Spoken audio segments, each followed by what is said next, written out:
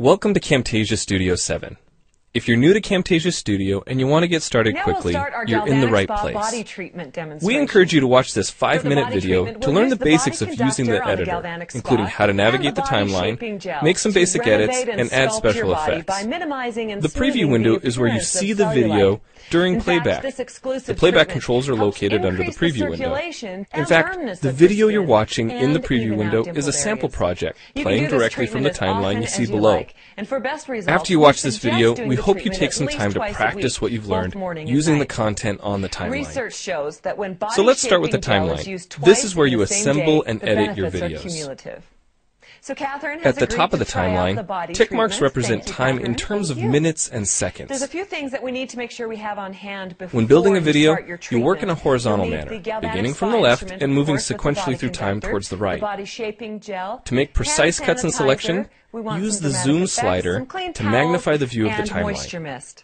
So let's get started. And when adding elements to your video, such as a call-out or audio clips, these are placed on different tracks. You'll see that this tracks are created automatically when you need them, when elements are added to the timeline. So depending on your video, you may be working with several tracks at one time. To change the position of an element on the timeline, just drag it. Like your thigh or arm. To change the length of an element, drag the edges in either direction. That's it. Just an important part of the timeline is the playhead. So you have a generous amount. The playhead moves the timeline and indicates the current frame displayed in the preview window. To view your video, click play in the preview window. Notice how the video and the timeline's playhead stay in sync. We'll select the negative current. Click anywhere on the timeline and the playhead moves to that point. The green section of the playhead is called the endpoint. Click and drag the endpoint to make the beginning of a selection. The red section of the playhead is called the out point. Just click and drag the out point to make the end of a selection. To bring the sections of the playhead back together, double-click the gray playhead. Now your hand must be moist. To split a video clip, position the playhead at the desired location and click the split button. Conducting the current properly. And if you want to remove a portion of your video, make a selection with the in and out points, then click the cut button. If you make a mistake while editing, click the undo button. The body conductor maintains constant contact as you gently massage the Next, skin in we'll look at the clip bin motion and the library. move up and down the clip bin holds recordings, audio files, images, and title slides being used in the project you're currently working on. Then there's the library.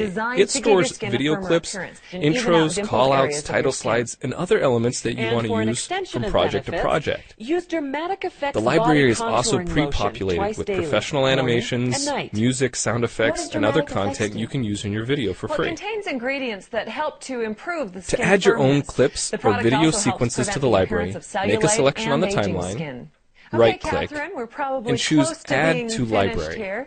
So as with other treatments, when you hear to include clips and other elements in your video, drag them from the clip bin or library and drop them onto the timeline. The tabs located above the timeline are task pages used for adding and editing special effects. So it's ready for your next treatment. You can add callouts to emphasize a key point. So you can sanitize underneath it. And you also want to make sure you wipe off You can any insert remaining a gel transition with a between hand clips cloth. for a professional look. So Catherine, that was pretty easy. Apply zoom and pan effects to focus on important details. Tell me how your leg feels. And draw attention to the cursor by changing the color, size, and more. How did it feel while you were doing it? If you double-click an element on a track, the playhead moves to the beginning of that element, and its task page opens, allowing you to make edits to that element. Well, all you have to do is... So we've shown you a few ways you can navigate and edit your video, but how do you get content into your video? Well, to make a new screen recording, click the Record Screen button. If you already have an audio or video recording to use, click the Import Media button.